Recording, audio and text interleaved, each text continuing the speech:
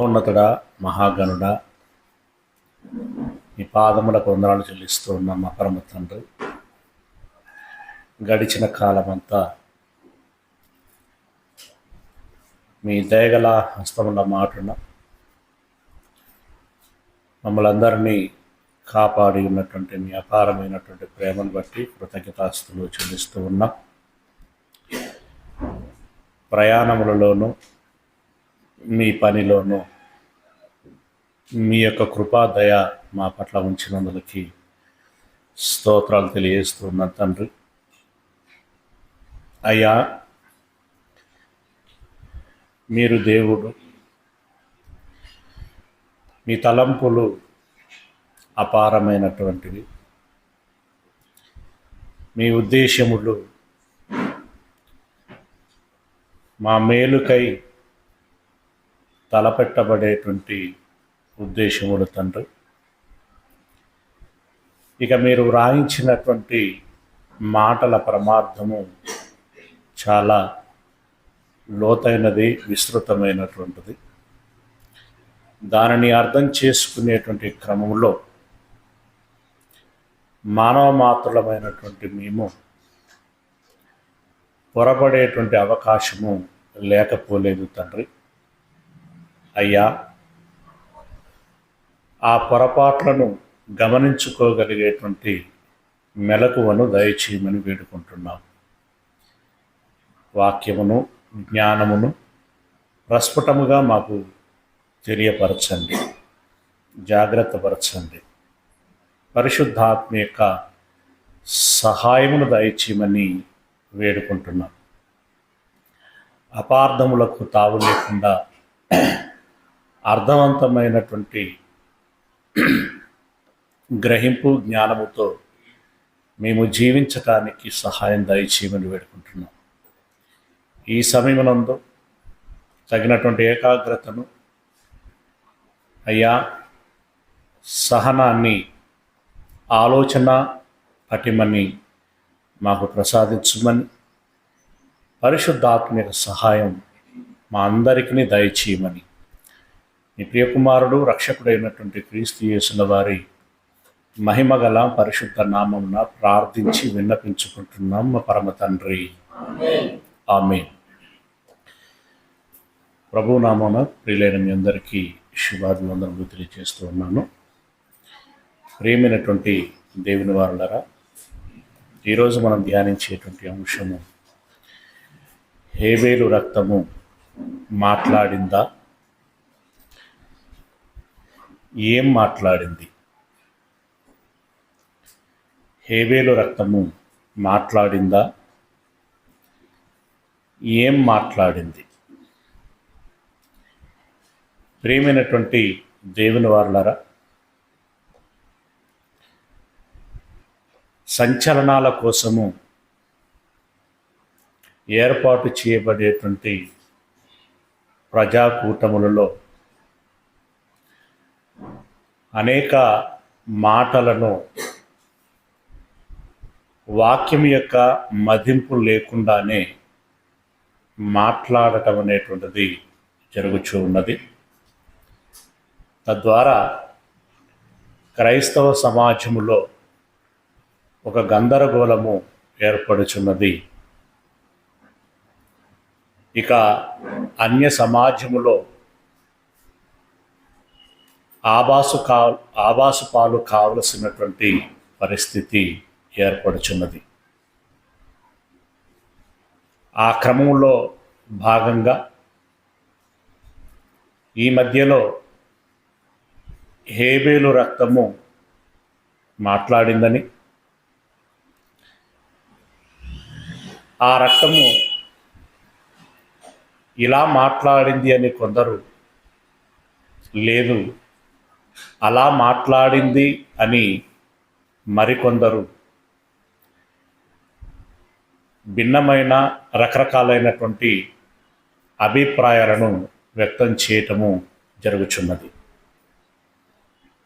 ప్రియులరా, వాస్తవానికి ఇది ఇంతగా రగడ కావలసినటువంటి అవసరత లేదు. ఈ రగడే లేకపోతే ఈరోజు మనం దీన్ని ఒక అంశంగా మాట్లాడుకోవలసినటువంటి అవసరత కూడా లేదు. ఎందుకంటే ఇప్పటి వరకు ఒక మంచి ఆరోగ్యకరమైనటువంటి అభిప్రాయంలోనే కొంతమేరకి క్రైస్తవ్యము ఉన్నది ఈ అంశంలో. కానీ ఇక ఒక్కొక్కరు ఒక్కొక్క రకమైనటువంటి అభిప్రాయాన్ని వ్యక్తం చేయటం మూలంగా వాస్తవంగా ఏమై ఉన్నది అనేటువంటి విషయాన్ని మరలా బైబిల్ పట్టుకొని చదివి గమనించాల్సినటువంటి పరిస్థితి ఏర్పడింది. ఇప్పుడు వారు ఏం మాట్లాడారు, బైబిల్లో వాస్తవికంగా ఏమి ఉన్నది అనేటువంటి విషయాన్ని మనము గమనించేటువంటి ప్రయత్నం చేద్దాం. ప్రియులరా, వారు మాట్లాడినటువంటి మాటలు రెండు ఏంటంటే, ఒక వర్గపు వారు మాట్లాడింది హేబేలు రక్తము అతని అన్న అయినటువంటి కయీనుని క్షమించుమని కోరింది అని ఒక వర్గం వారు మాట్లాడుచున్నారు. మరొక వర్గం వారు మాట్లాడుచున్నటువంటి మాట ఏంటంటే, లేదు, తన అన్నను అంటే హేబేలు యొక్క రక్తము తన అన్నను శిక్షించుమని కోరింది. అంటే శిక్షించుమని కోరింది అని ఒకరు, క్షమించుమని కోరింది అని మరొకరు మాట్లాడి వదిలిపెట్టినటువంటి మాటల మూలంగా సోషల్ మీడియాలో ఒక ట్రోలింగ్ జరుగుతూ, ఇక సహజంగానే ఇది పెద్ద యూనివర్సిటీ, ఈ యూనివర్సిటీలో వెనక ముందు ఆలోచించకుండా ఎవరికి వారుగా ఎవరికి తోచింది వారు లైక్ కొట్టడాలు, షేర్ కొట్టడాలు, రకరకాలైనటువంటి అభిప్రాయాలను వ్యక్తం చేస్తూ మాటల యుద్ధము అనేటువంటిది జరిగించటం అనేటువంటిది జరుగుతున్నది. ఇది ఒక ట్రెండ్గా మారిపోయింది. కొంతమందికి ఇదొక అలవాటుగా కూడా మారిపోయింది.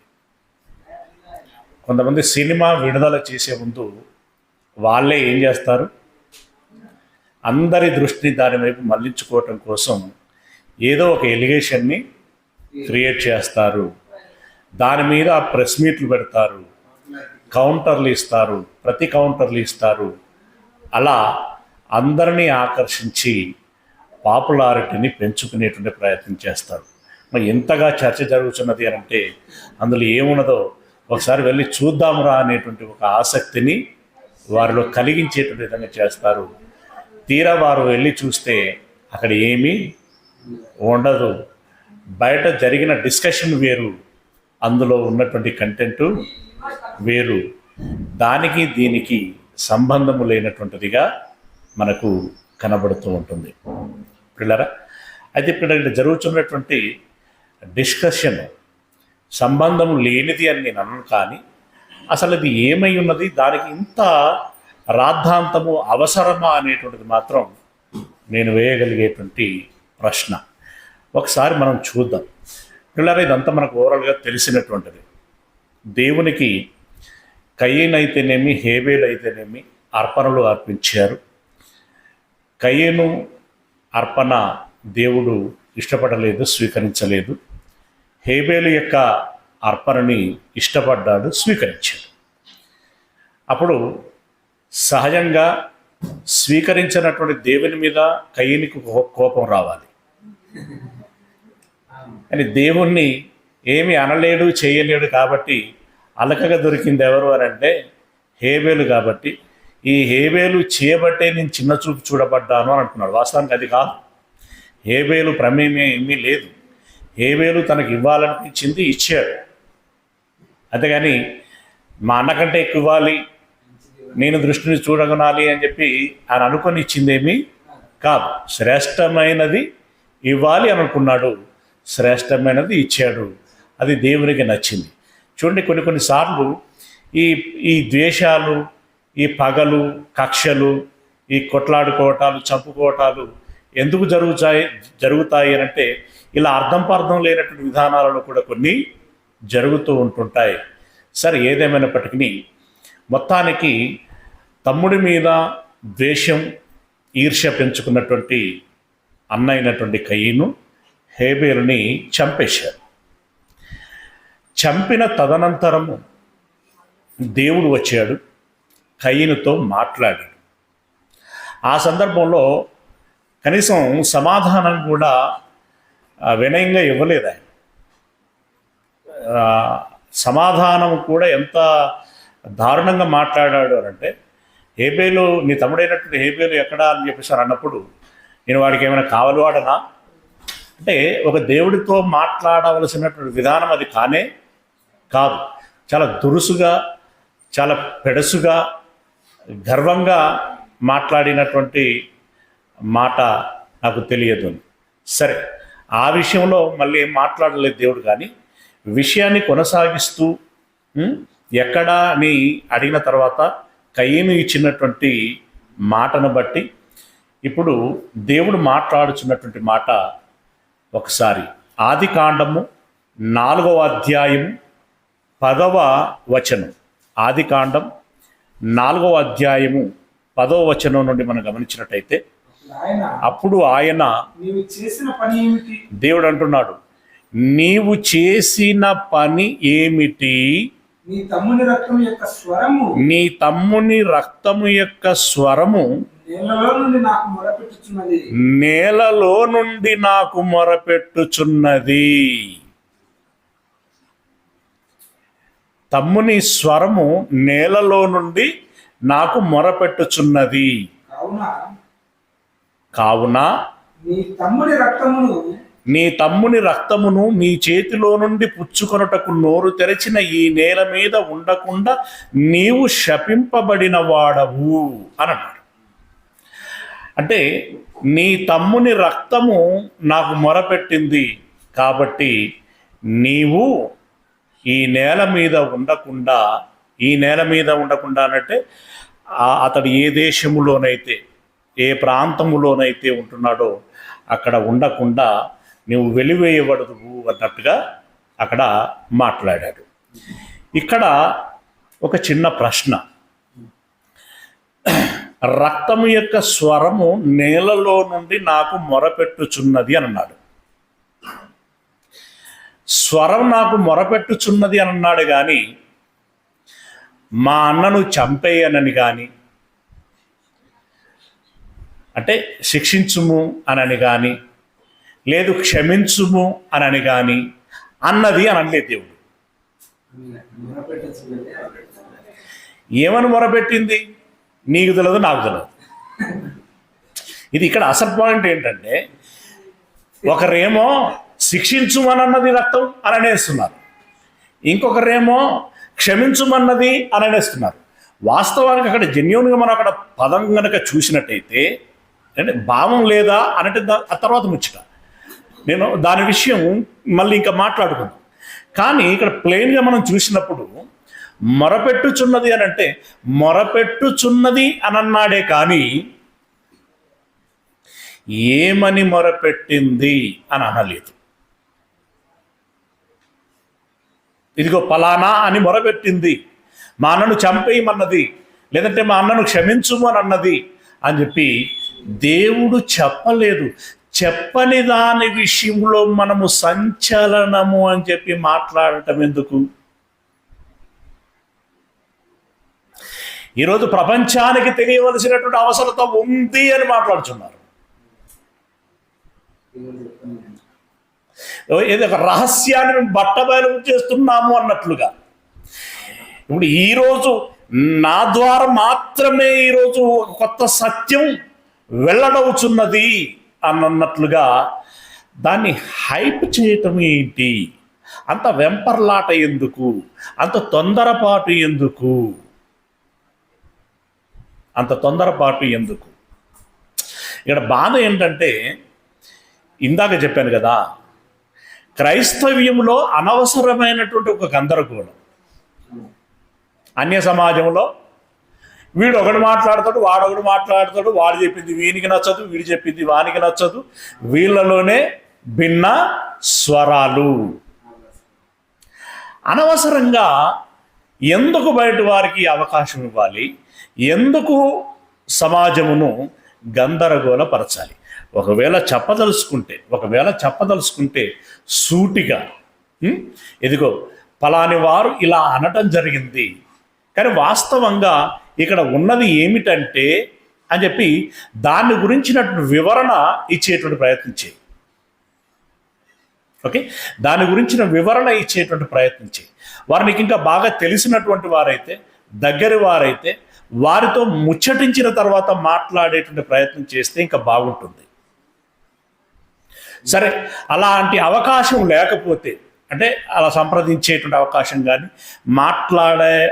మాట్లాడేటువంటి అవకాశం కానీ లేకపోతే విషయాన్ని విశదీకరించి ఇదిగో ఇలా కనబడుచున్నది, మీకేమనిపిస్తున్నది అనేటువంటి ప్రజాభిప్రాయాన్ని కూడా అక్కడ తీసుకోవచ్చు. ఇదిగో నాకు ఈ విషయం ఇలా అర్థమైంది, మీకు అలా అనిపిస్తున్నదా? నేను చెప్పింది మీకు తప్పనిపిస్తున్నదా, ఒప్పనిపిస్తున్నదా, వాక్యానుసారం అనిపిస్తున్నదా, లేదనిపిస్తున్నదా? ఎవరి అభిప్రాయంతో ఏమీ లేకుండా, ఎవరి మాటను ఏ రకంగా గౌరవించకుండా నాకు అనిపించింది, నాకు తెలిసింది, నేను బట్టబయలు చేస్తున్నాను అని రకరకాలైనటువంటి మాటలతో మాట్లాడటం మూలంగా ఈరోజు ఏం జరుగుతున్నదో మనకు తెలుసు. ఇరుపక్షాల వారికి నా యొక్క రిక్వెస్ట్, మునుముందు ఇలాంటి పరిస్థితులు రాకుండా జాగ్రత్త పడండి. ఇలాంటి పరిస్థితులు రాకుండా జాగ్రత్త పడండి. నువ్వు ఒకవేళ వాళ్ళు తప్పే చెప్పొచ్చు, నువ్వు ఒప్పు చెప్పుచున్నప్పుడు ఆ చెప్పే విధానము అనేటువంటిది నాకు మాత్రమే, నా ద్వారా మాత్రమే బయలుపరచబడింది, ఇదిగో నేను చెప్పింది రైట్ అన్నట్టుగా స్టాంప్ వేయకండి. నేను చెప్పిందే రైట్ అని స్టాంప్ వేయకండి. ప్రజాభిప్రాయాన్ని తీసుకోండి, దాన్ని చర్చించాలి, దాన్ని మదించాలి, అందులో నుండి సత్యాన్ని వెలికి తీసుకోవాలి. తర్కము అనేటువంటిది చాలా అవసరమైనటువంటి విషయం. కనుక ఈయనకి ఇది అనిపించింది, నీకు ఈవిడకి ఇది అనిపించింది అని చెప్పి ఎవరికి ఏదనిపిస్తే అది మాట్లాడి సోషల్ మీడియాలో పెట్టేస్తే మిగిలిన ప్రజలకి మనం ఏ రకమైనటువంటి సందేశాన్ని ఇస్తున్నాము? ఇలా ఎవరికి ఏదనిపిస్తే అది మాట్లాడడానికి అవకాశము ఇవ్వట్లేదు బైబిల్. మీకు ఏదనిపిస్తే, మీకు ఏది అర్థమైతే, మీకు ఏదనిపిస్తే అది చెప్పేసేయండిరా అని బైబిల్ చెప్పలేదు. గనుక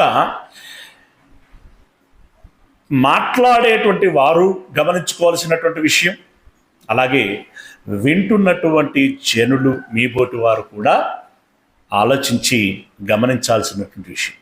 ఈవెన్ దో ఇప్పుడు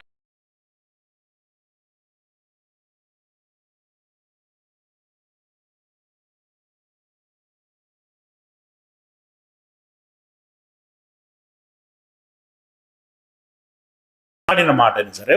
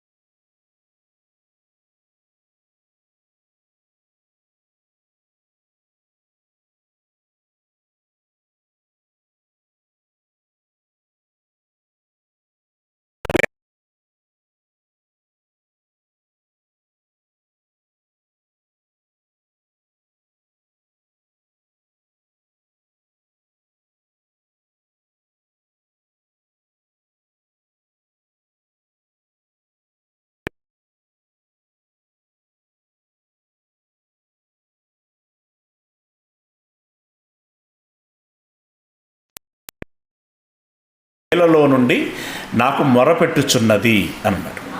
ఈ నేలలో నుండి ఏమని మొరపెట్టింది? ఇది మొదటి విషయం. తర్వాత ఇక్కడ ఏమని మొరపెట్టింది అని అంటే, అక్కడ ఏమని మొరపెట్టింది అనేటువంటి విషయం లేదు. లేని దాని గురించి మనం మాట్లాడటం సరైనది కాదు. ఇది ఒకటి. ఇక రెండవ విషయం ఏంటంటే, అసలు రక్తం మాట్లాడగలదా? రక్తం మాట్లాడగలదా? రక్తం మాట్లాడగలదు అన్నప్పుడు మనం గమనించాల్సినటువంటి విషయం ఏంటంటే, రాయి కూడా మాట్లాడగలదు, మాంసం కూడా మాట్లాడగలదు. అవునా? ఈ ప్రకృతిలో ఉన్నటువంటి పంచభూతాలన్నీ కూడా మాట్లాడగలవు. జాగ్రత్తగా గమనించండి. ఇక్కడ హేబేలు గారి రక్తము ఒలికింపబడిన తర్వాత హేబేలు గారు ఎక్కడున్నారు? పరదేశులో ఉన్నాడు. ఆయన మాట్లాడలేకనా ఇక్కడ రక్తం మాట్లాడింది?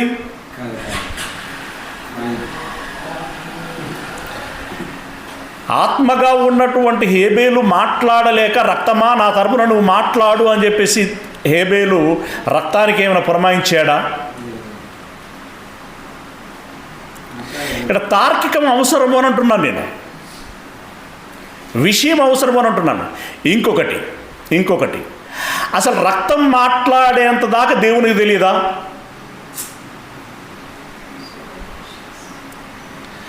మనం ఆలోచించకమునిపై మన తలంపులు ఏమై ఉండబోతున్నవి అని ఎరుగుతున్నటువంటి వాడు కదా ఆయన. మాట నోట రాకమునిపే ఎరుగుచున్నటువంటి వాడు కదా. మాట నోట రాకమునిపే ఎరుగుచున్నటువంటి వాడు కదా. ఇక్కడ మనం అర్థం చేసుకోవాల్సినటువంటి విషయం ఏంటి? ఇప్పుడు రక్తం మాట్లాడుచున్నది అని అన్నప్పుడు, ఇప్పుడు రక్తం గురించి అంటే రక్తంకి ఒక స్వరం ఉంది, అది ఈ రకంగా మాట్లాడింది. రక్తం మాట్లాడటం మనం ఎప్పుడైనా విన్నామా? శబ్ద రూపంలో మనం ఎవరం వినలేదు. అలాగని దేవుడు వినలేడా అని అంటే, దేవుడు ఎక్కడి నుండి ఏదైనా వినగలడు, ఏదైనా చూడగలడు, ఏదైనా అసలు మాట్లాడినా మాట్లాడకపోయినా ఆయన ఎరగగలడు. దేవునిది అది సూపర్ న్యాచురల్. దాని గురించి దేవుడిని గురించి అంటే దేవుడిని మనల్ని ఒక ఘాటన పెట్టుకోవటానికి వీలు లేదు. ఓకే, ఇప్పుడు ఇంకొక మాట ఇక్కడ గమనించాల్సినటువంటిది. కీర్తన గ్రంథంలో ఒక మాట ఉంటుంది, ఒకసారి చదవండి. కీర్తన గ్రంథం 19వ అధ్యాయము 1వ వచనములో నుండి. కీర్తన గ్రంథము 19వ అధ్యాయము 1వ వచనము నుండి. ఆకాశములు దేవుని మహిమను వివరించుచున్నవి. ఆకాశములు దేవుని మహిమను వివరించుచున్నవి. వివరించుచున్నవంటే తెలియజేస్తున్నవి అని. రాతపూర్వకంగానా లేదా మాటపూర్వకంగానా? తెలియచేస్తున్నవి అని. అంతరిక్షము ఆయన చేతి పనిని ప్రచురపరచుచున్నది. అంతరిక్షము ఆయన చేతి పనిని ప్రచురపరచుచున్నది అంటే అది కూడా తెలియచేస్తున్నది. అవునా? అంతరిక్షం ఆకాశములు తెలియచేస్తున్నాయి. అంతరిక్షము అంటే సూర్యుడు, ఈ ఖగోళములో ఉన్నటువంటి వస్తువులు తెలియచేస్తున్నవి. పగటికి పగలు బోధ చేయుచున్నది. పగటికి పగలు బోధ చేయుచున్నది. ఎట్లా? మాట్లాడా, రాసా, సైగల? పగటికి పగలు బోధ చేయుచున్నది. రాత్రికి రాత్రి జ్ఞానము తెలుపుచున్నది. రాత్రికి రాత్రి జ్ఞానము తెలియచేయుచున్నది. వాటికి భాష లేదు. వాటికి భాష లేదు. మాటలు లేవు. మాటలు లేవు. వాటి స్వరము వినబడదు. వాటి స్వరం వినబడదు. వాటి కొలనూలు భూమి అందంతటా వ్యాపించి ఉన్నది. భూమి అందంతటా వ్యాపించి ఉన్నవి. లోక దిగంతముల వరకు వాటి ప్రకటనలు బయలువెలుచున్నవి. సందేశం మాత్రం వెలుచున్నది. వాటిలో ఆయన సూర్యునికి చాలు సందేశాన్ని పంపించగలుగుతున్నాయి, కానీ వాటికి ఏం లేదు? భాష లేదు, స్వరము లేదు. ఆ పదాలు ఏమైనా స్వరం ఉందా? అక్కడ భాష లేదు, మాటలు లేవు, వాటి స్వరము వినబడదు. స్వరం ఉంది కానీ వినబడదు. అది అది అక్కడ వాటికి ఏమి లేదు, భాష లేదు. నెంబర్ 1. రెండవది మాటలు లేవు. మూడవది స్వరం ఉన్నది కానీ అది వినబడదు. దేని గురించి చెప్పాడు ఈ మాట? ప్రకృతిని గురించి చెప్పాడు. అవునా? ఇప్పుడు రక్తం, హేబేలు రక్తం. రక్తం అంటే హేబేలు కాదు. ఆత్మయే జీవింపజేయుచున్నది శరీరం. అంటే రక్తం అనేది శరీరంలో భాగం. ఆత్మ వేరు, రక్తం వేరు. ఇప్పుడు రక్తము ఇక్కడ దేవుడు ఇక్కడ అన్నటువంటి మాట ఏంటంటే, నీ తమ్ముని నీ రక్తము యొక్క స్వరము నేలలో నుండి నాకు మొరపెట్టుచున్నది. రక్తము యొక్క స్వరము నేలలో నుండి మొరపెట్టుచున్నది. స్వరమున్నది కానీ దానికి భాష లేదు, దానికి మాటలు లేవు. అవి మనకు వినపడవు కానీ దేవునికి తెలుస్తుంది. దేవునికి మాత్రం తెలుస్తుంది. గమనించగలిగితే మనకు కూడా రక్తం అని కాదు కానీ ప్రకృతి నుండి అది మూగగా మాట్లాడిన మాటలు మనకి వినబడతాయి. వినబడటం అంటే ఇక నా ఉద్దేశం ఏంటంటే అర్థమవుతాయి అని. వినబడతాయంటే శబ్దాలు వస్తాయని కాదు, అర్థమవుతుంది. ఒరే నేను అర్థం కావాలి అని అంటే మీరు ప్రకృతిని అడగండి రా అన్నాడు ఆయన. అంటే కదా, సృజించబడినటువంటి వస్తువులను ఆలోచించడం వలన నా అదృశ్య లక్షణాలు, అది నిత్యశక్తి కానీ దేవత్వమే కానీ మీకేమవుతుంది అని అన్నాడు, తేటపరచబడుతుంది అని అన్నాడు. అంటే ఇప్పుడు మనం ప్రకృతిని చూసాం, ఏమని మాట్లాడింది నీతోటి తెలుస్తున్నది. మరి అది ఇక్కడ మనం గమనించాల్సిన విషయం. విషయం తెలుస్తున్నది కానీ అది అక్కడ ఎక్కడ స్పీకరు పెట్టుకోలేదు.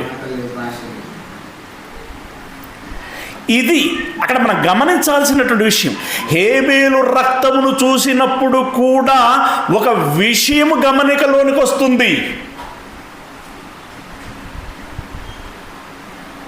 పిల్లరా, ప్రకృతిని చూసినప్పుడు మనం ఏ విధంగానైతే గమనించగలుగుతామో, రక్తమును చూసినప్పుడు కొందరు కొన్ని సందేశాలను పొందుకుంటారు. గతంలో పాఠాలలో చెప్పుకున్నాం కదా, మరణించినటువంటి సైనికుల యొక్క రక్తాన్ని చూసినప్పుడు అశోకుడికి ఒక సందేశం వచ్చింది. యేసయ్య రక్తమును గురించి విన్నప్పుడు, అప్పుడు ప్రత్యక్షంగా ఉన్న వాళ్ళకి చూసినప్పుడు, ఈ తరాలలో ఉన్నటువంటి వారికి ఆ స్వరం, ఆ రక్తము ఇలా అని ఇంకెవరో చెప్పుచున్నప్పుడు మనకి ఆలోచన వచ్చింది, లేదా విషయము తెలిసింది. ఆ రక్తం ఏం కోరుకుంటున్నది అనేటువంటి విషయం తెలిసింది మనకి. ఇది ఇక్కడ మనం గమనించాల్సినటువంటి విషయం. ఇంకొకటి ఏంటంటే, ఐగుప్తీయుల యొక్క జ్యేష్ఠ సంతానాన్ని చంపేయాలని దేవుడు నిర్ణయించుకున్నప్పుడు ఐగుప్తీయుల మధ్యలో ఇశ్రాయేలు కూడా ఉన్నారు. గనక సంహారపు దూతకి ఆజ్ఞాపించినప్పుడు ఏ ఇంటి ద్వారపు కమ్మి మీదనైతే రక్తం నీకు కనబడుతుందో ఆ ఇంటిని దాటి వెళ్ళు, లేనటువంటి ఇంటిలో ఉన్నటువంటి జ్యేష్ఠులని చంపి అని చెప్పి. ఇప్పుడు సంహారపు దూత ఇండ్లను చూసుకుంటూ వెళ్తున్నది. రక్తం కనబడగానే ఏం చేసింది? అది దాటి వెళ్ళింది. అంటే ఇప్పుడు రక్తం తనకు విషయాన్ని చెప్పిందా? ఏం చెప్పింది? ఈ ఇంటిలో ఉన్నవారు ఇశ్రాయేలీలు కనుక వీరిని ఏమీ అనకు అన్నదా లేదా? విషయమే చెప్పిందా లేదా? అది కానీ మాట్లాడలేదు. అది మాట్లాడలేదు కానీ విషయాన్ని నీకు తెలియచేసింది, సందేశం ఇచ్చింది. ఇప్పుడు స్వరము మాట్లాడింది అని అంటే అక్షరబద్ధంగా పదకోశంలో తీసుకుంటున్నారే తప్ప అసలు ప్రాక్టికల్గా దాని యొక్క భావన ఏంటి, భావము ఏంటి అనేటువంటి కోణములో ఆలోచించలేకపోతున్నారు అని నేను అనుకుంటున్నటువంటి విషయం. అవునో కాదో మీరు కూడా ఆలోచించాల్సినటువంటి విషయం.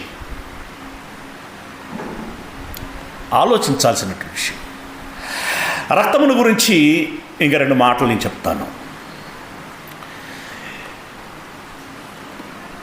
అననీయ యుద్ధకి పౌలు గారు వెళ్ళినప్పుడు ఇంకెందుకు ఆలస్యం చేస్తున్నావు అని ఒక మాట అన్నాడు. ఒకసారి చూడండి 22వ అధ్యాయము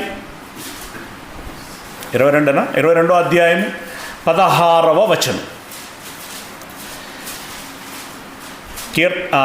అపోస్తల కార్యములు 22వ అధ్యాయము 16వ వచనం. గనుక నీవు తడవు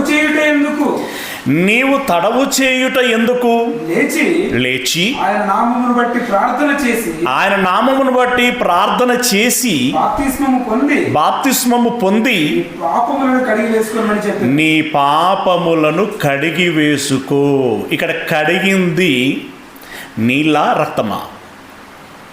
మీరు చెప్పాలి. మీకు ఇదివరకు ఉన్నటువంటి వాక్యానుభవాన్ని బట్టి పౌలు గారి పాపాలను కడిగింది నీళ్ళ రక్తమా? ఏ బకెట్ల ఎంచెలు తీసుకొని కడుక్కున్నాడు ఆయన?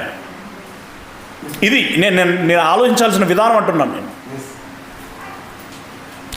అక్కడ నిజంగా కడిగింది, మరి కడగబడటం అనేది జరిగింది. కానీ ఎలా కడగబడింది? అది ఎలా కడగబడింది?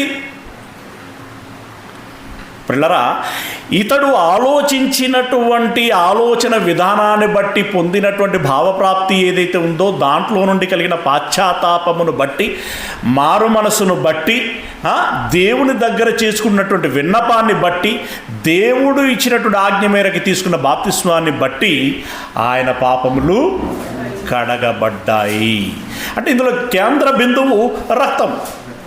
కేంద్ర బిందువు ఈయన యొక్క మానసిక పరిపక్వత. ఇక్కడ ఏమున్నది? యేసయ్య రక్తం, ఈయన మానసిక పరిపక్వత.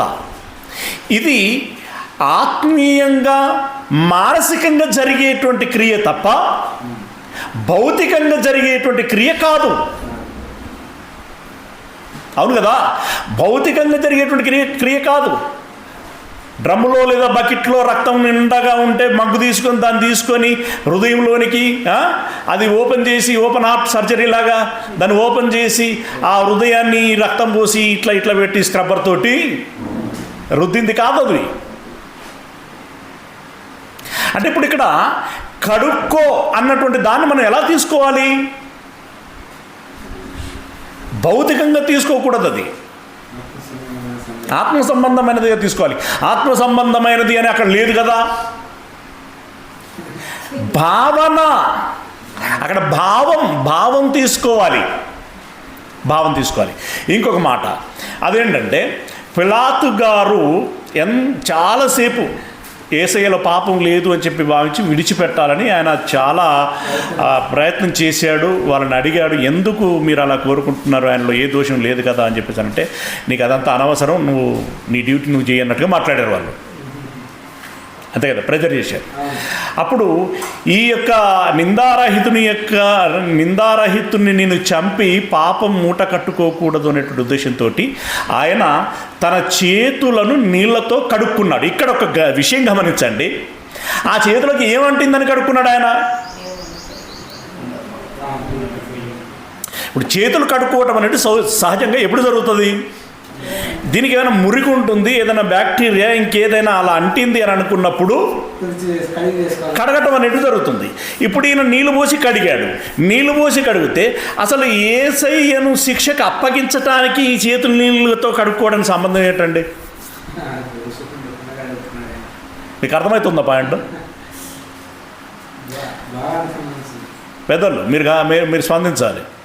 ఇప్పుడు యేసయ్యను శిక్షకు అప్పగించటానికి పిలాతు గారు నీళ్లు తీసుకొని చేతులు కడుక్కోవటానికి ఏమైనా సంబంధం ఉందా? భౌతికంగా ఏ సంబంధం లేదు అక్కడ. మరి కడుక్కున్నాడు అని అంటే అక్కడ ఉద్దేశం ఏంటి? ఇందులో నా దోషమేమీ లేదు అని చెప్పడానికి ఒక చిహ్నం. దోషమేమీ లేదు అని చెప్పడానికి ఒక చిహ్నం అది. గనుక ఈ నీళ్ళైనా ఆ రక్తమైనా ఇక్కడ అలంకారప్రాయంగా చెప్పబడుచున్నదా, లేదా నిజంగానే ఆ రకమైనటువంటి విధానము ఉంటుంది అని చెప్పబడుచున్నదా? ఏమండి? అన్ని సందర్భాలలో అక్షరాలను అక్షరాలుగానే, పదాలను పదాలుగానే తీసుకుంటే విషయం మిస్ అయిపోయేటువంటి అవకాశం ఉంటుంది. రైట్? చేతులు కడుక్కున్నాడు, ఇంకేమన్నాడు? చేతులు కడుక్కున్న ఒక మాట అన్నాడు కదా, ఏమన్నాడు? ఎక్కడ ఎన్నవచనం? పుస్తకం ఏంటి, అధ్యాయం ఏంటి, రెఫరెన్స్ ఏంటి? చదివినావు ఇప్పుడు మళ్ళీ. మత్తయి సువార్త 27వ అధ్యాయము 25వ వచనం. మత్తయి సువార్త 27వ అధ్యాయం 25వ వచనం. అందుకు ప్రజలందరూ వాని రక్తము మా మీదను మా పిల్లల మీదను ఉండుగాకనిరి. ఇప్పుడు ఇందులో నా దోషమేమీ లేదు, నీ నేరస్తులను కాను అన్న సందేశాన్ని పిలాతు గారు చేతులు కడుక్కోవడం ద్వారా ఇచ్చినప్పుడు వారు అన్నటువంటి మాట, ఇప్పుడు మీది వచనం ఏముంది ఒకసారి చదవండి. పిలాతు అల్లరి ఎక్కువగుచున్నదే గాని తన వలన ప్రయోజనమేమీ లేదని గ్రహించి నీళ్లు తీసుకొని జన సమూహము ఎదుట చేతులు కడుక్కొని ఈ నీతిమంతుని రక్తమును గూర్చి నేను నిరపరాధిని, మీరే చూసుకొనడి, ఇందులో నాది, నేను నిమిత్త మాత్రుడను, నిరపరాధిని, ఇందులో నా ప్రమేయమేమీ లేదు. ఇక అతడి విషయంలో మంచి జరిగినా చెడు జరిగినా మేలైనా కీడైనా మీకు నష్టమైనా లాభమైనా అది ఇక మీకే అని అన్నాడు ఆయన. అప్పుడు వాళ్ళు ఏమన్నారు? అందుకు ప్రజలందరూ వాని రక్తము మా మీదను మా పిల్లల మీదను ఉండుగాక అని అన్నారు. ఉండుగాక, వాని రక్తం మా మీద ఉండుగాక అంటే దీన్ని ఎలా తీసుకోవాలి ఇప్పుడు? మరి అరే ఆ రోజుల్లో యేసయ్య చనిపోయినప్పుడు ఎంతో కొంత తీసి వాళ్ళ మీద పోషుంటారు అని అనుకోవాలా?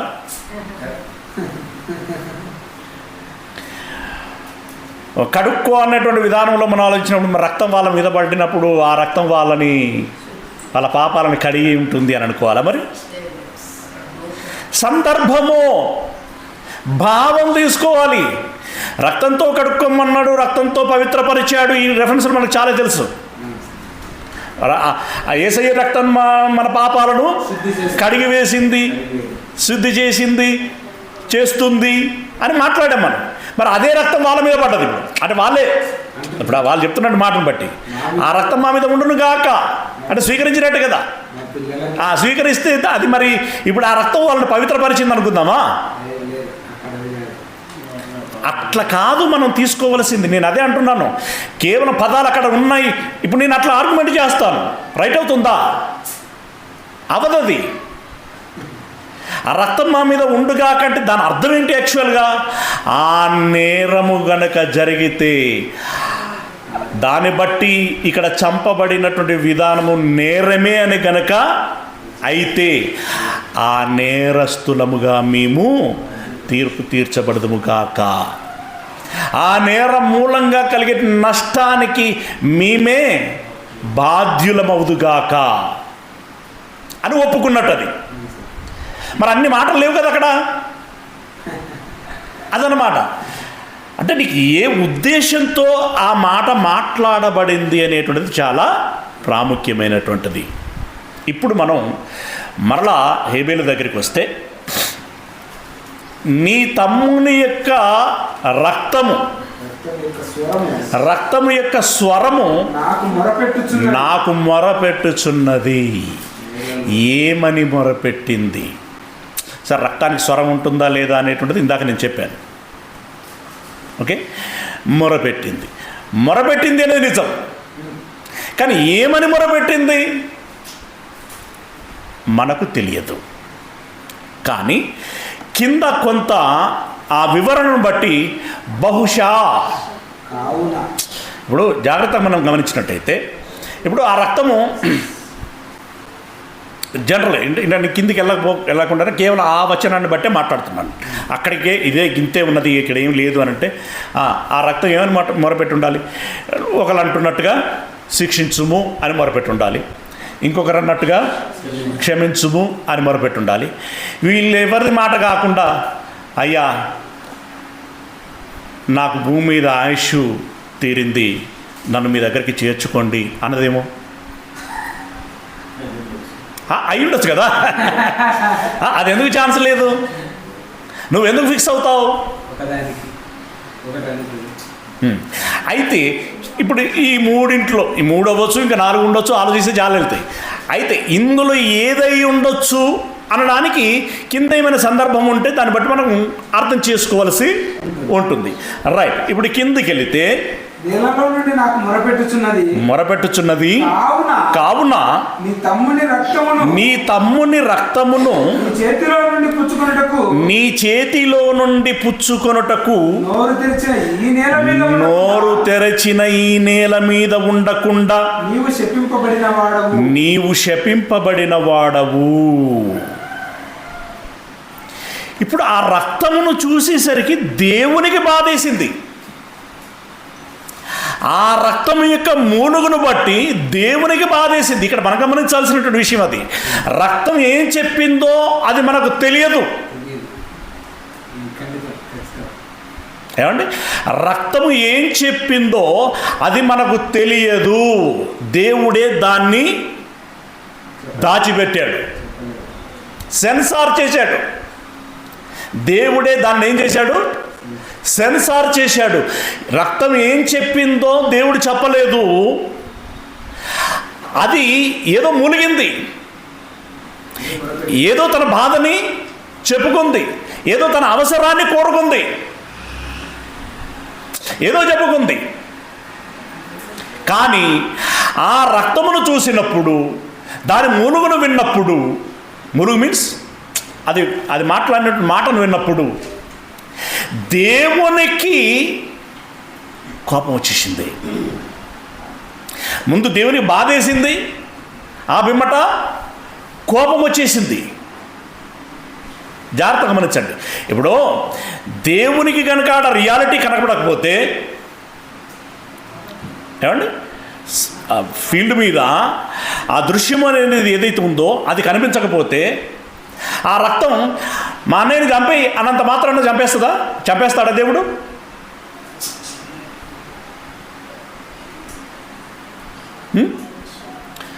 ఉదాహరణకి కన్నతల్లిని కొడుకు చంపేశాడు. కన్నతల్లిని కొడుకు చంపేశాడు. తల్లి కాబట్టి చనిపోతూ అయ్యా మావుని ఏమనకండి అని అన్నది. సరే, ఈ లోక చట్టాల గురించి అలా పెడితే దేవుని చట్టం నరహత్య చేయొద్దు అని చెప్పింది. నరహత్య అన్నప్పుడు తల్లి ఉండొచ్చు, తండ్రి ఉండొచ్చు, అన్న ఉండొచ్చు, తమ్ముడు ఉండొచ్చు, ఇంకెవరైనా ఉండొచ్చు. ఇప్పుడు వీడు పరలోకం వెళ్తాడా, నరకం వెళ్తాడా? వాళ్ళ అమ్మ క్షమించింది కదా, వాళ్ళ అమ్మ క్షమించింది కదా. నేనేమంటున్నాను అంటే, సరే హేబేలు ఏదో చెప్పి ఉంటాడు, ఏదైనా చెప్పిండు కాక, కానీ ఫీల్డ్ మీద దేవునికి అర్థమైనటువంటి విషయం ఏదైతే ఉంటుందో దానిని బట్టి ఆయన నిర్ణయం తీసుకుంటాడు. వీళ్ళు చెప్పారనో చెప్పలేదనో అట్లా ఉండదు. అది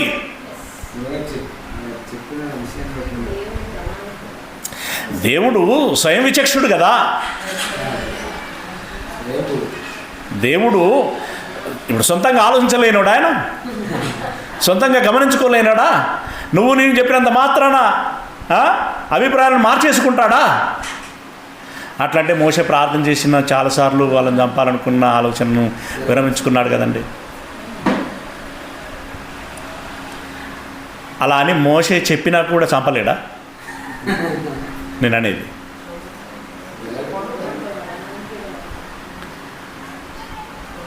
ఇలా మోషే మనసు ఏందో తెలుసుకోవటం దేవుడు కాసేపు ఆగిండు అనుకోవచ్చు కదా. ఇప్పుడు మోషేని ఇబ్బంది పెట్టినటువంటి జనాలను బట్టి మోషే మనసు ఏందో తెలుసుకోవాలని చెప్పేసి దేవుడు కాసేపు వాళ్ళని చంపుతానని చంపేయండి ప్రభువా అన్నట్టడా, వద్దుతీ ప్రభు అన్నట్టడా?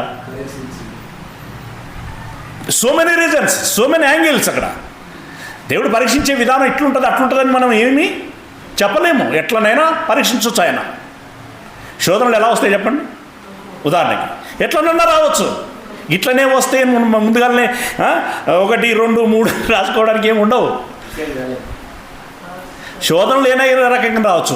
అలాగే దేవుడు పరీక్షించటం కూడా ఎలాగనైనా పరీక్షించవచ్చు. దేవుడి యొక్క ప్రతి కార్యము వెనకాల, ప్రతి ఆలోచన వెనకాల ఒక ఉద్దేశం ఉంటుంది, ఒక ఉద్దేశం ఉంటుంది. గనుక ఇప్పుడు హేబేలు యొక్క రక్తము మాట్లాడినా మాట్లాడకపోయినా, చంపుమన్నా క్షమించుమన్నా, ఏం చేయమన్నా కూడా దేవునికంటూ ఒక విచక్షణ ఉంటుంది. నిర్ణయం దేవునిది, నిర్ణయం దేవునిది. కాబట్టి ఇక్కడ మనం గమనించాల్సినటువంటి విషయం, కావున నీ తమ్ముని రక్తమును నీ చేతిలో నుండి పుచ్చుకొనుటకు నోరు తెరిచిన ఈ నేల మీద ఉండకుండా నీవు శపింపబడిన వాడవు. అంటే మొత్తానికి శాపగ్రస్తుడయ్యాడు, శపించేశాను అని అంటున్నాడు ఆయన. ఎందుకు? తమ్మిని చంపినందుకు. ఏమని శపించాడు? నువ్వు ఇప్పుడు ఎక్కడైతే ఉన్నావో అక్కడ నువ్వు ఉండొద్దు. ఇంకా ఏమన్నాడు? నీవు నేల మీద సేద్యపరుచున్నప్పుడు అది తన సారముని ఇక మీదట నీకు ఇయ్యదు. 2, ఒకటేమో ఇక్కడ ఉండవు, రెండవది నువ్వు ఎక్కడ సేద్యం చేసినా ఆ నేల నీకు సారం ఇవ్వదు. 2, నీవు భూమి మీద దిగులు పడుచు దేశ దిమ్మరివై ఉందువనెను. దిగులు పడుచు దేశ దిమ్మరివై అంటే ఒక దగ్గర నువ్వు నివాసం లేకుండా ఊరూరా తిరుగుతావు అని అన్నాడు. అంతేనా? ఊరూరా తిరుగుతావు అని అన్నాడు. ఇప్పుడు ఇది శాపమే కదండి. ఒకటి నువ్వు ఇక్కడ ఉండవు, రెండవది నేల సారం ఇవ్వదు, మూడవది దేశ దిమ్మరివై తిరుగుతావు. నీకేం కావాలి? శపించేశాడు. అయితే అంటే ఇప్పుడు ఇది పెయిన్ఫుల్లా కాదా? ఇప్పుడు పాలు తేనెలు ప్రవహించే దేశంలో ఉండడు అంటే ఇంక అప్పటికి ఆ ఇష్యూ ఆ టాక్ రాలేదులేండి, ఆ పరిస్థితే లేదు. అక్కడ ఉండడు, ఎక్కడెక్కడో తిరగాలి, ఒక దగ్గర స్థిర నివాసం అంటూ ఉండదు. ఎక్కడ సేద్యం చేద్దామన్నా అది సారం ఇవ్వదు. ఆ బ్రతికి ఎంత భయంకరంగా ఉంటుందిగా అన్నాడు ఆయన. అమ్మ బాబా, ఈ శిక్ష మామూలు శిక్ష కాదు, నేను ఇది భరింపలేను అని అన్నాడు. అని ఏమన్నాడు? ఇంకా నీవు ఈ రోజు నన్ను ఈ ప్రదేశంలో నుండి వెళ్ళగొట్టితివి, నీ సన్నిధికి రాకుండా వెలివేయబడి దిగులు పడుచు భూమి మీద దేశ దిమ్మరినై ఉందును. కావున నన్ను కనుగొను వాడెవడో వాడు నన్ను చంపునని యెహోవాతో అనెను. అందుకు యెహోవా అతనితో, కాబట్టి ఎవడైనను కయీనును చంపిన ఎడల అతనికి ప్రతిదండన 7 కలుగును అనెను. మరియు ఎవడైనను కయీనును కనుగొని అతని చంపక ఉండునట్లు యెహోవా ఆ కయీనుకు ఒక గుర్తు వేసెను. ఇప్పుడు ఇక్కడ ఉన్నటువంటి ఈ సారాంశం బట్టి అంటే ఇప్పుడు ఈ బాధ గొప్పదయ్యా అని కయీను ఒక విధంగా విన్నపించుకొని ఇంకేమన్నాడంటే నన్ను కనుగొన్నటువంటి వాడు నన్ను చంపేస్తాడు అని చెప్పేసి కూడా చెప్తే ఇతన్ని ఎవరు చంపకూడదు అని దేవుడు ఆజ్ఞ జారీ చేశాడు. అలా చంపితే వానికి ఏడంతలా అదేనా శిక్ష వస్తుంది అని అన్నాడు. రెండవది వాడిని చంపకుండులాగున్న మరి గుర్తుపట్టి వీడు వాడే అని గుర్తుపట్టేది ఎలా అంటే ఓ ముద్ర వేసాడట. ఆ ముద్ర కూడా ఏంటో మనకు తెలియదు, మళ్ళీ మనం దానికి మీద పాఠాలు చెప్తే బాగుండదు. మొత్తానికి ఒక సింబల్ అయితే వేశాడు. ఆ సింబల్ బట్టి ఓహో ఇతడు కయ్యను అనుకోవాలన్నమాట అప్పుడు ఉన్నటువంటి జనాలు. ఓకేనా, రైట్. అయితే ఇక్కడ ఈ మొదటి వర్షంలో ఏంటి అని అంటే ఆ కయ్యను శపించాడు. 3 రకాల సమస్యలు ఉన్నాయి అక్కడ. దానిని బట్టి శిక్షించాడు కదా. ఈ శిక్షించాడు అనంటే హేబేలు ఏమని అడిగి ఉంటాడు అంటే హేబేలు రక్తం ఏమని మొరపెట్టుంటుంది, మా అన్నను శిక్షించుమని మొరపెట్టి ఉంటుంది అని ఒక వర్గం.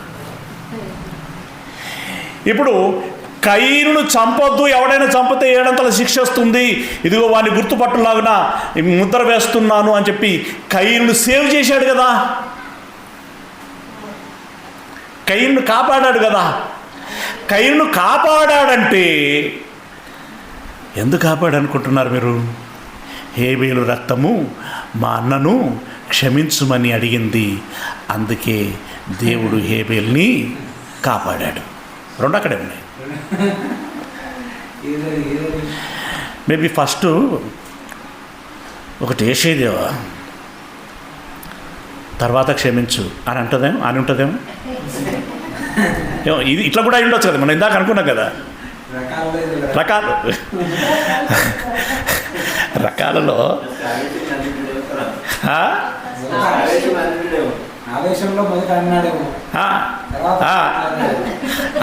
మొదట వాళ్ళని చంపేసేదేవా, తర్వాత పోనీ విడిచిపెట్టు. ఇది ఎందుకు అనుకోకూడదు. కనుక మనం ఏమనుకుంటున్నాం అనేది కాదు అక్కడ విషయం. మనం ఏది పడితే అది అనుకోవడానికి మనకు ఆ స్వేచ్ఛ లేదు. అక్కడ ఏం చెప్పబడుతుంది అనేటువంటిదే విషయము. అయితే ఇక్కడ మనం గమనించాల్సినటువంటి విషయం ఏంటంటే ఏమన్నాడు ఇక్కడ దేవుడు, నువ్వు ఇక్కడ ఉండకుండా దేశదిమ్మరివై తిరుగు, నీకు నేల సారమివ్వదు. మామూలుగా ఆ పరిస్థితుల్లో ఈ ఈ ఈ బ్రతకడం కంటే చావటం మేలనిపించదు. చావటం మేలు అనుకోడు. ఒకవేళ ఎవరైనా చంపేశారు లేదా చావు వచ్చింది, చచ్చిపోయాడు అనుకో, ఇప్పుడు దేవుడు ఇచ్చిన శాపం నెరవేరుతుందా? అక్కడ నెరవేరదు. అవునా? ఆ పెయిన్ భరించాలి. కొంతమంది ఉగ్రవాదులకి కొన్ని రకాలైనటువంటి శిక్షలు వేస్తున్నప్పుడు వెంటనే మరణశిక్ష వేయరు. ఎందుకు అనంటే ఈ పెయిన్ వాడు భరించాలి. కొన్ని రకాలైనటువంటి శిక్షలు వేస్తారు. అవి వాడు అనుభవించాలంటే బ్రతికే ఉండాలి.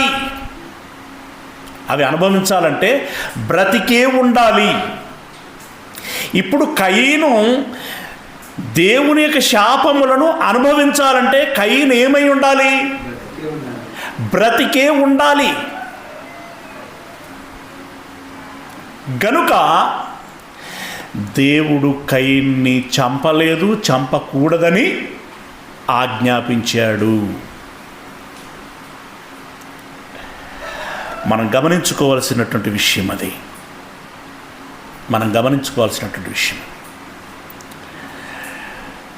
ఓకే, హేబేలు రక్తము శిక్షించమన్నదేమో ముచ్చట కాసేపు, కయీను రక్తము నన్ను కాపాడుమన్నదేమో.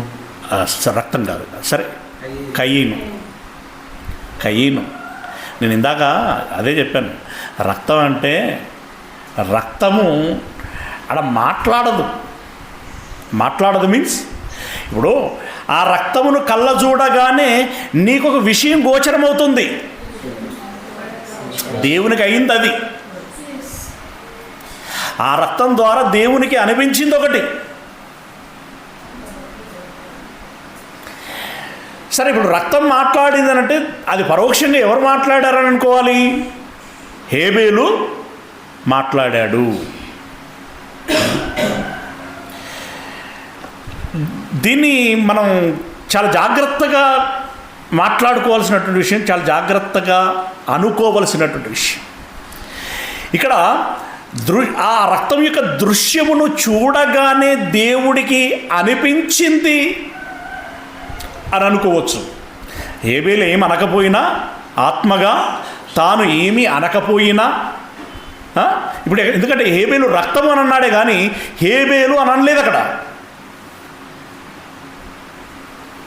ఓకే, హేబేలు అని అనలేదు గనుక రక్తమును బట్టే దేవునికి ఒక విషయము ఒక విషయం గోచరిస్తుంది. దాన్ని బట్టే దేవుడు ఒక నిర్ణయానికి వచ్చాడు అని చెప్పేసి మనం అనుకోవచ్చు. హేబేలు ఏం మాట్లాడకపోయి ఉండొచ్చు, ఏమైనా మాట్లాడి కూడా ఉండొచ్చు, అది మనకు చెప్పబడలేదు. దాని గురించి దీనికి ఇంకా చిలువలు పలువలు రకరకాలైనటువంటి మన ఊహలన్నీ అక్కడ జోడించటానికి వీలు లేదు. రెండవది, కయ్యను అడిగాడు, డెఫినెట్గా అక్కడ ఉంది.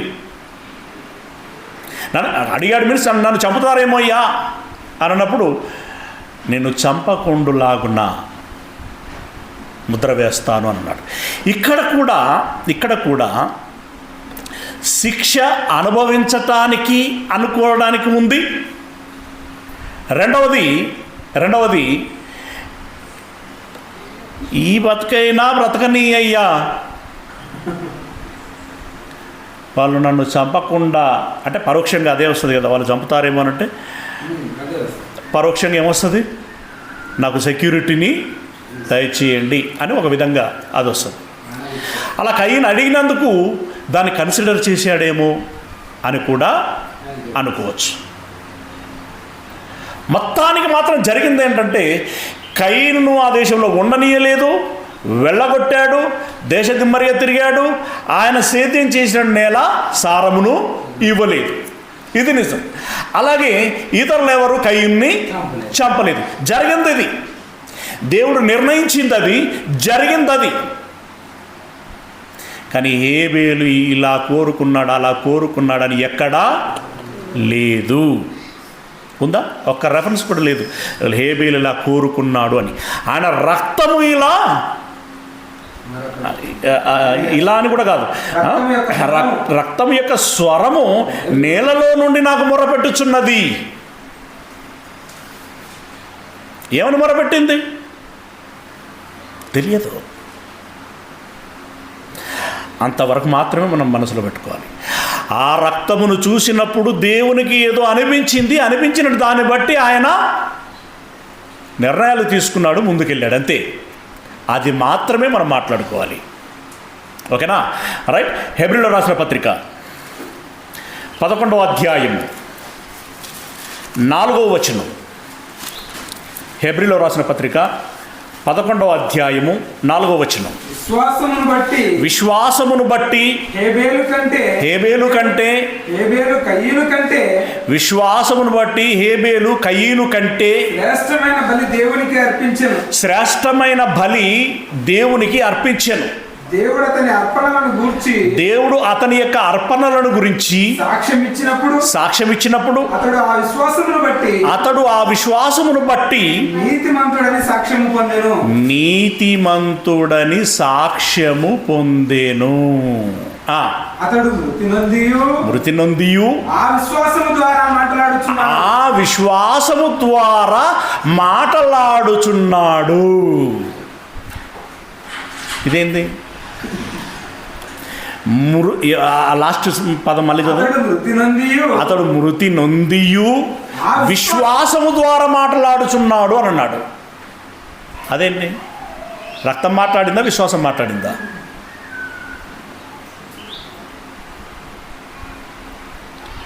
విశ్వాసం ద్వారా మాట్లాడుచున్నాడు అంటే దాన్ని ఎలా అర్థం చేసుకోవాలి మనం? అంటే ఆయన దేవుని నమ్ముకున్న విధానము, ఆయన దేవునికి అర్పించుకున్న అర్పణలు, దేవుని పట్ల అతనుకున్నటువంటి భక్తి, శ్రద్ధ, ఆసక్తులు, ఆయన భక్తి జీవితాన్ని బట్టి ఆయన ఏంటో వెల్లడి చేసుకున్నాడు, కయీనేంటో వెల్లడి చేయబడ్డాడు. ఎందుకంటే నోవహు గురించి మాట్లాడుకున్నప్పుడు అతడు నీతిమంతుడై ఉండి బ్రతికి ఓడ కట్టుకొని లోకం మీద నేరస్థాపన చేసాను అని అంటాడు. అంటే వీళ్ళందరూ నేరస్తులయ్యా అని అన్నాడు నోవహు. ఈయన ఒక స్కేల్ను చూపించాడు, ఒక స్కేల్ను చూపించాడు. ఈ స్కేల్ను పోలి మిగిలిన వాళ్ళు ఎవరు లేరు. అలా వారు వేరు అనేటువంటి విషయం తేటపరచబడింది. అలాగే హేబేలు యొక్క విశ్వాస జీవితం ద్వారా కయీను ఏంటి అనేటువంటి విషయం అక్కడ తేటపరచబడింది. విశ్వాసం ద్వారా మాట్లాడాను అన్నట్టు ఇక్కడ చూడండి. ఇప్పుడు విశ్వాసం ఎలా మాట్లాడుతుంది చెప్పండి, దాని స్వరం ఎట్లుంటుందో చెప్పండి. గనుక మనం ఇక్కడ ఏం చేయాలి? ఇప్పుడు రక్తం మాట్లాడింది అనన్నా, విశ్వాసం మాట్లాడింది అనన్నా, ఆ భావము తీసుకోవాలి. ఆ సందర్భం యొక్క సందేశం ఏమై ఉంటున్నది అనేటువంటిది గమనించేటువంటి ప్రయత్నం చేయాలి. ఓకేనా? మత్తయి సువార్త 23వ అధ్యాయము 35వ వచనం. మత్తయి సువార్త 23వ అధ్యాయము 35వ వచనం. నీతిమంతుడైన హేబేలు రక్తము మొదలుకొని బలిపీఠమునకును ఆ దేవాలయమునకు మధ్య మీరు చంపినటువంటి బరకీయ కుమారుడైన జకర్యా రక్తము వరకు భూమి మీద చిందించబడిన నీతిమంతుల రక్తమంతయు. అంటే ఎప్పటి నుండి ఎప్పటికనంటే హేబేలు చంపబడ్డాడు, రక్తం చిందించబడింది. ఈ జకర్యా చంపబడ్డాడు, రక్తం చిందించబడింది. ఏమండి? రాజుల కాలంలో ఇశ్రాయేలు యూదులు తప్పు చేస్తూ ఉంటే అలా చేయకూడదు అని చెప్పేసి హెచ్చరిక చేసినందులకి ఆయనను పట్టుకొని దేవాలయపై ఆవరణములోనే బలిపీఠం ఉంది, బలిపీఠమునకు ఆ ముఖద్వారమునకు, దేవాలయ యొక్క ద్వారమునకు మధ్యలో అతన్ని పడేసి చంపేశారు. అక్కడ రక్తం ఒలికింది. వీరిరువురు మధ్యలో ఎంతమంది భక్తులైతే ఉన్నారో అని అన్నాడు. అక్కడ ఎంతమంది ప్రవక్తలైతే ఉన్నారో వీళ్ళందరిని మీరు చంపేశారు. అలా చంపబడినటువంటి వారి యొక్క రక్తం ఏమంటారో చెప్తున్నాడు ఇక్కడ. నీతిమంతుల రక్తం అంతయు మీ మీదికి వచ్చును. ఆ రక్తం అంతా మీ మీదికి వచ్చునంటే ఇప్పుడు చెప్పండి, ఆ రక్తం అంతా వీళ్ళ మీదికి ఎందుకు వరదై కాలువై వస్తుందా? అంటే ఆ దోషములన్నీ మీరు మోయాల్సి ఉంటుంది, ఆ దోష శిక్షను మీరు అనుభవించాల్సి ఉంటుంది అని చెప్పడం. రైట్. తర్వాత ఇవన్నీ ఈ తరం మీదికి వచ్చునని నీతో నిశ్చయముగా చెప్పుచున్నాను. రక్తం మీ మీదికి వస్తుంది అన్నాడు. రైట్. ఇప్పుడు ఈ జకర్యా గురించి వచ్చింది కాబట్టి ఒక్కసారి దినవృత్తాంతముల గ్రంథము 2వ 24వ అధ్యాయము, దినవృత్తాంతముల గ్రంథము 2వ 24వ అధ్యాయము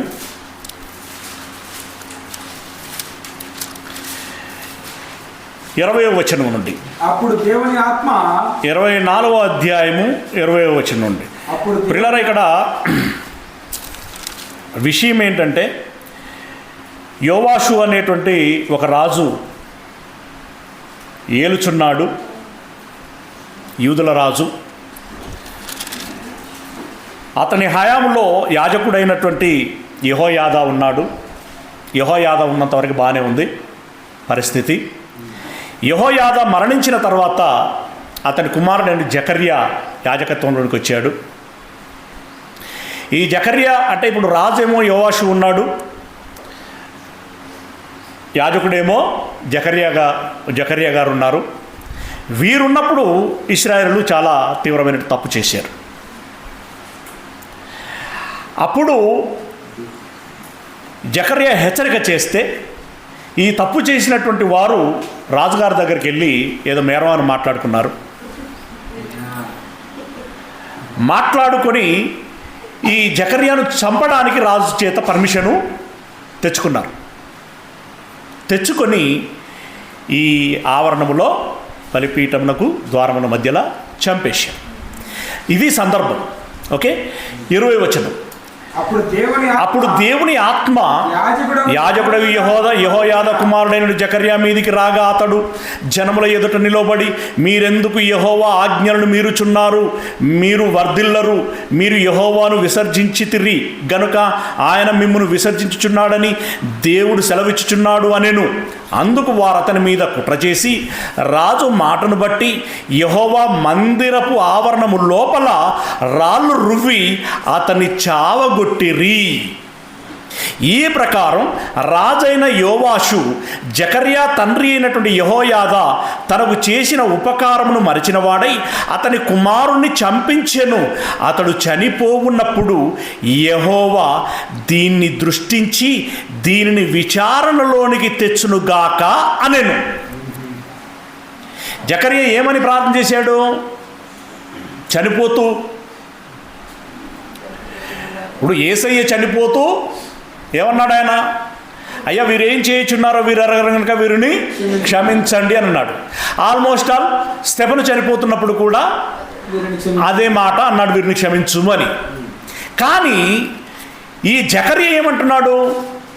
క్షమించుము అని అనలేదు. దృష్టి ఇక్కడ జరిగిన సంఘటన ఏదైతే ఉందో దీన్ని దృష్టి ఉంచి దీనిని విచారణలోనికి తెచ్చునుగాక అని. దీనిని విచారణలోనికి అంటే దేవుడు దీన్ని విచారించాలి అంటే మేబీ మనం ఏమర్థం చేసుకోవచ్చు అంటే ఈ విషయంలో దేవుడు న్యాయం తీర్చునుగాక, అంతే కదండి. ఈ విషయంలో దేవుడు న్యాయం తీర్చునుగాక. న్యాయం తీర్చునుగాక అంటే నాకు మేలు చేసి అతను కీడు చేయమని కాదు, అతనికి కీడు చేసి నాకు మేలు చేయమని, అతనికి మేలు చేసి నాకు కీడు చేయమని కాదు. అది యథార్థత ఏమై ఉంటే అలా దేవుడు న్యాయము తీర్చునుగాక. కానీ మామూలుగా మనకేమనిపిస్తుందంటే ఎవరైతే చంపారో వారికి శిక్ష విధించమని అన్నాడేమో, డిక్లేర్ చేయటానికి లేదు. మేబీ ఛాన్సెస్ మాత్రం అక్కడ ఉంటాయి కూడా. సందర్భము అలా మనకి కనబడుతూ ఉంటుంది. ఓకే, ఇది మనసులో పెట్టుకోండి. ఇప్పుడు మీరు ఏం చేస్తారు అనంటే మనకంతా నోటెడ్ అయినటువంటి విషయం, పరిశుద్ధులు పరదేశంలో ఉండి దేవునికి ప్రార్థన చేస్తున్నారు. ఏమని ప్రార్థన చేస్తున్నారు? అందులో మర్చిపోకూడదు ఎవరున్నారు? హేబేలు కూడా ఉన్నాడు. అయితే ఆ పరదేశంలో ఉన్నటువంటి పరిశుద్ధులు ప్రార్థన చేస్తున్నారు అని అన్నాడు. కానీ ఎంతమంది? అందరూ అయి ఉండొచ్చు, అందులో ఒక మెజారిటీ నెంబర్ అయి ఉండొచ్చు. కనుక పర్టికులర్గా ఇలా అని చెప్పడం లేదు, మేబీ హేబేలు కూడా అని ఉండొచ్చు. కానీ ఏమంటున్నారు వాళ్ళు? అది చదువు. ఆయన 5వ ముద్రను విప్పినప్పుడు దేవుని వాక్యం నిమిత్తమును తాము ఇచ్చిన సాక్ష్యం నిమిత్తమును వధింపబడి. ఆరో అధ్యాయం, ప్రకటన గ్రంథం 6వ అధ్యాయం 9-10 వచనాలు. ఆత్మలను బలిపీఠం కింద చూచి తిని వారు నాదా బలిపీఠం కింద చూచి తిని అంటే చంపబడిన వారు అని అర్థం. ఇందాక మనం చదువుకున్నాం కదా, హేబేలు మొదలుకొని జకర్యా వరకు ఉన్నటువంటి భక్తులందరినీ మీరు చంపేశారు, ఆ రక్తం మీ మీదకి వచ్చును అని అన్నాడు కదా. ఇప్పుడు వాళ్ళు ప్రార్థన చేస్తున్నారనమాట. ఏమని? నాథా సత్యస్వరూపి పరిశుద్ధుడా ఎందాక తీర్పు తీర్చకయు మా రక్తము నిమిత్తము భూనివాసులకు ప్రతిదండన చేయక యుందువని బిగ్గరగా కేకలు వేసిరి. ఇక్కడ మాత్రం ప్రస్ఫుటంగా చెప్పేశారు ఏమని? మా రక్తము నిమిత్తము వారికి ప్రతిదండన చేయండి. ఈ మాటను బట్టి హేబేలు తన అన్నను శిక్షించుమని అడిగి ఉండవచ్చు.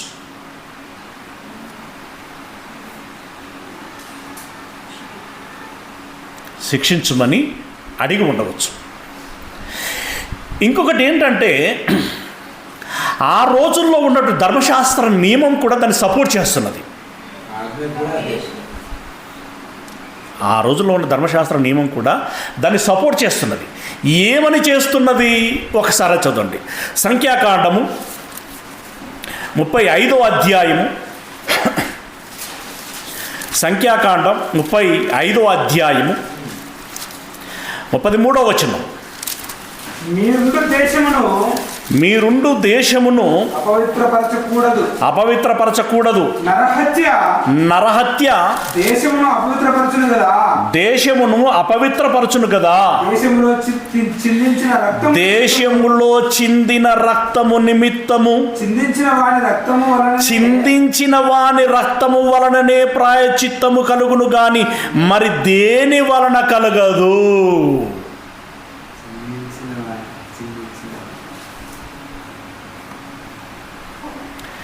ఏమండి?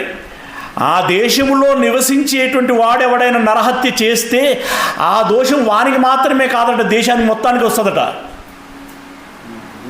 మరి ఈ దేశం మీదకి వచ్చినటువంటి దోషం నివారణ చేయబడాలి అనంటే దానికి ప్రాయశ్చిత్తం ఏంటట అనంటే, ఎవడైతే చంపాడో వాడు చంపబడితేనే ఆ ప్రాయశ్చిత్తము కలుగుతుంది. అంటే నరహత్య చేసినటువంటి వాడు ఎవడైతే ఉంటాడో మరలా వాడికి మరణశిక్షే విధించాలి. ఇది నియమం. ఇలా ఈ నియమమును బట్టి, అలాగే పరదేశంలో ఉన్నటువంటి వాళ్ళు చేసినటువంటి ప్రార్థనను బట్టి, ఇక ప్రాక్టికల్గా కయీను హేబేలు విషయంలో జరిగిన సంఘటనను బట్టి హేబేలు అన్నను శిక్షించుమనే అడిగి ఉండాలి. శిక్షించుమనే అడిగి ఉండాలి. కానీ ఎక్కడ కూడా తేటగా రక్తం మొరపెట్టుచున్నది అనేటువంటి ఆ యాంగిల్లో మనం ఈ రకమైనటువంటి ఒక అభిప్రాయానికి కొంత మొగ్గు చూపుచున్నదే కానీ ప్రస్ఫుటంగా హేబేలు గారు మా అన్నను శిక్షించుము లేదంటే కయీనును శిక్షించుము అని అన్నాడని ఎక్కడా వచనము లేదు. అలాగే క్షమించుము అని కూడా లేదు. క్షమించుము అని లేదు. అంటే క్షమించుము అనేటువంటి మాట ఎక్కడ లేదండి. క్షమించుము అనేటువంటి మాట ఎక్కడ లేదు. శిక్షించుము అనేటువంటి మాట కూడా నేరుగా లేదు, కానీ కొంత ఛాన్సెస్ కనబడుతున్నాయి.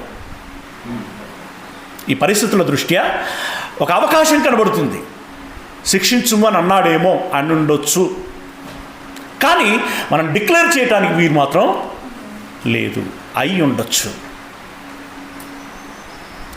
కానీ కయీను నేరం చేశాడని, ఆ కయీనును దేవుడు శిక్షించాడని మనకు తేటగా తెలియచేయబడుచున్నది. కయీను నేరం చేసింది నిజం, ఆ కయీన్ని దేవుడు శిక్షించింది నిజం. ఇంతవరకు మనకు ఉన్నటువంటి క్లారిటీ. ఓకే, ఇక యేసయ్య రక్తం గురించి ఒక మాట, ఎందుకంటే ఇంతసేపు చెప్పుకున్నాం కాబట్టి ఈ రక్తం కంటే యేసయ్య రక్తం చాలా ప్రాముఖ్యం కనుక ఆ రక్తం గురించి మాట్లాడుకుని ఊహించుకుందాం. హెబ్రీలో రాసిన పత్రిక 12వ అధ్యాయము, హెబ్రీలో రాసిన పత్రిక 12వ అధ్యాయము 24వ వచనం. క్రొత్త నిబంధనకు మధ్యవర్తి అయిన యేసు వద్దకును, అంటే హెబ్రీలో రాసిన పత్రిక 12వ అధ్యాయము 24వ వచనం. క్రొత్త నిబంధనకు మధ్యవర్తి అయిన క్రొత్త నిబంధనకు మధ్యవర్తి అయిన యేసునొద్దకును హేబేలు కంటే మరి శ్రేష్టముగా పలుకు హేబేలు కంటే మరి శ్రేష్టముగా పలుకు. మరీ శ్రేష్టముగా. ఇక్కడ జాగ్రత్తగా గమనించండి.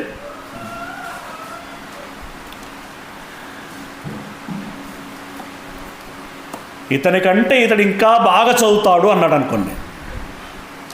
ఇతనికంటే ఇతడు ఇంకా బాగా చదువుతాడు అనంటే అతడు ఎట్లా చదువుతాడు? అసలే చదవడా? మధ్యన చదువుతాడా? అంటే భావం ఎట్లా వస్తుందంటే చదువుతాడు, పర్వాలేదు, కానీ ఇతడు అతనికంటే బాగా చదువుతాడు. అంటే ఇతడు హైలైట్ చేయబడుతున్నాడు అక్కడ. అతను చదివేవాడే కానీ అతనికంటే ఇతడు హైలైట్ చేయబడుతున్నాడు. ఇక్కడ మనకు ఇక్కడ మాట చూడండి, జాగ్రత్తగా గమనించాలి. అక్కడ హేబేలు కంటే మరి శ్రేష్టముగా పలుకు ప్రోక్షణ రక్తమునకును మీరు వచ్చియున్నారు. జాగ్రత్తగా ఇక్కడ ఈ పాయింట్ గమనించాలి. ఎందుకంటే అంటే ఇది అని మనం ఒక క్లారిటీకి రావటానికి వీలు లేదు అని నేను దాని అలా సస్పెన్స్గా మాట్లాడుతూ రావటానికి రీజన్స్ ఇవే. హేబేలు యేసయ్య కూడా పలుకుతాడు, హేబేలు కూడా పలికాడు, కానీ హేబేలు కంటే యేసయ్య శ్రేష్టంగా పలికాడు. జాగ్రత్తగా గమనించండి. హేబేలు కంటే మరీ శ్రేష్టముగా పలుకు ప్రోక్షణ రక్తమునకును. అంటే ఇప్పుడు హేబేలు పలికేవాడే, యేసయ్య పలికేవాడే.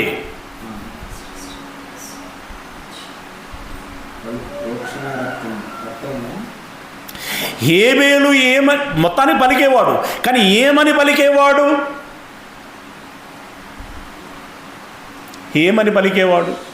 ఇప్పుడు హేబేలు నీతిమంతుడు అని పేరు పొందాడండి. హేబేలు నీతిమంతుడు అని పేరు పొందాడు. హేబేలు శ్రేష్టమైన అర్పణ ఇచ్చాడు. ఇప్పుడు వాళ్ళన్న విషయంలో ఇప్పుడు యేసయ్య శ్రేష్టమైనదే పలికెను అని అన్నప్పుడు హేబేలు ఏం పలికి ఉంటాడు? హేబేలు కంటే యేసయ్య శ్రేష్టమైనది పలికెను అని అన్నాడు కదా. హేబేలు కంటే యేసయ్య శ్రేష్టమైనది పలికెను అని అన్నప్పుడు హేబేలు ఏం పలికి ఉంటాడు? అది మీ ఆలోచనకి, అంటే మీ ఆలోచనకి మీన్స్ ఇప్పుడు మీరు ఇక్కడ ఈ సందర్భం, ఈ సీక్వెన్స్ అంతా కూడా ఏం తేటతెల్లం చేస్తుంది? హేబేలు కూడా పలికాడు, కానీ ఏం పలికాడో మనకు తేటగా లేదు. ఇప్పుడు మనం పరదేశంలో వాళ్ళు చేసిన ప్రార్థన బట్టి ఇలా ఒక ఆలోచన అనుకోవడానికి అవకాశం కలిగిస్తున్నది అని అంతవరకు మాట్లాడుకున్నాం. మరి ఇక్కడ హేబేలు కంటే శ్రేష్టంగా పలికను అంటే ఇప్పుడు హేబేలు పలుకువాడే, యేసయ్య పలుకువాడే. హేబేలు కంటే యేసయ్య శ్రేష్టంగా పలికాడు అంటే ఈయన చదివేవాడే, ఇతనికంటే ఇతడు ఇంకా చదవని వాడే అన్నట్టుగా లేదు. ఇతడు చదవని వాడు అన్నట్టుగా లేదు అక్కడ.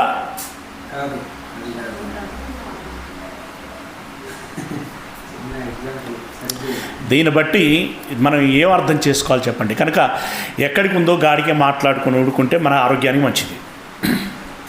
Okay, right. హేబేలు కంటే మరీ శ్రేష్టముగా పలుకు ప్రోక్షణ రక్తమునకును మీరు వచ్చి ఉన్నారు. యేసయ్య రక్తం మాత్రం శ్రేష్టంగా పలికింది. ఏమని పలికింది అని అంటే అక్కడ కూడా రక్తం ఏం మాట్లాడలేదండి, యేసయ్యే మాట్లాడాడు. ఏమని మాట్లాడాడు? అయ్యా, వీరేం చేయుచున్నారో వీరెరగరు కనుక వీరిని క్షమించండి. ఇంకా నా రక్తము ద్వారా లోక పాపములన్నీ క్షమించబడాలి అంటే జనులందరూ క్షమించబడాలని ఆయన కోరుకున్నాడు. యేసయ్య రక్తము జనుల పాపాలను క్షమించేసింది, కడిగేసింది, శుద్ధి చేసింది, పరిశుద్ధపరిచింది. అందుకు ఆయన మరి శ్రేష్టమైనటువంటి మాట పలికినవాడు అయ్యాడు. రైట్. ఇప్పుడు హేబేలు విషయమై ఇప్పుడు మనం కంక్లూజన్ వర్డ్లో ఆయన రక్తం మాట్లాడిందా? నెంబర్ 1. దాని ఆన్సర్ ఏంటి? మాట్లాడడం అంటే శబ్దరూపము కాదది. ఆ దృశ్యము ద్వారా ఒక విషయం గోచరము అవుతుంది. అది అక్కడ జరిగింది. తర్వాత ఆ రక్తం ఏం కోరుకున్నది? ఆ రక్తము ఏమన్నాడు? భూమిలో నుండి మొరపెట్టుచున్నది అని అన్నాడు, కానీ ఏం మొరపెట్టింది అని మాత్రం చెప్పలేదు. కానీ పరదేశంలో ఉన్నటువంటి వారు ప్రతిదండన చేయమని చెప్పేసి అడిగారు. అడిగినటువంటి వారు అందరిలో హేబేలు కూడా ఉన్నాడా లేడా అనేది మనకు తెలియదు. అలాగని మొరపెట్టినటువంటి వారు తప్పు చేసినట్ట అంటే కాదు. ధర్మశాస్త్రాన్ని బట్టి అది సరి అయినటువంటిదే. అయితే మళ్ళీ ఇప్పుడు చివరిలో మాట్లాడుకున్నటువంటి మాటను బట్టి హేబేలు పలికాడు, యేసుక్రీస్తుల వారు పలికారు. హేబేలు కంటే యేసుక్రీస్తుల వారు శ్రేష్టంగా పలికారు. దీన్ని బట్టి హేబేలు దేవునికి ప్రార్థించేస్తే, రక్తం విషయం అలా ఉంచితేగా, ఒకవేళ డైరెక్ట్ హేబేలు అనేటువంటి మాటే మాట్లాడుకుంటే హేబేలు ఏం పలికి ఉంటాడు? ఏమి పలికి ఉంటాడు? పిల్లరా, ఇంత డిస్కషన్ మనకు అవసరం లేనటువంటి విషయం. అంటే ఈయనేం మాట్లాడాడు అని చెప్పి పట్టి తొంగి దాన్ని చూసి ఈ కలిపికి దీన్ని చేసి అది చేసి దానంతా ఫోకస్ చేయాల్సినటువంటి అవసరం లేదు. దేవునికి ఏం అర్థమైందో అది చేశాడు, అంతే. అర్థమైందా మీకు పాయింట్? హేబేలు ఏం పలికాడు అనేటువంటి మాట మనకు వినబడలేదు, దేవునికి వినబడింది. దేవుడు ఒక నిర్ణయం తీసుకున్నాడు, దేవుడు చేయవలసింది చేశాడు. ఆ మేరకి మనం పరిమితమైతే మన ఆలోచనకి ఆరోగ్యకరమని నేను భావిస్తూ ముగిస్తున్నాను.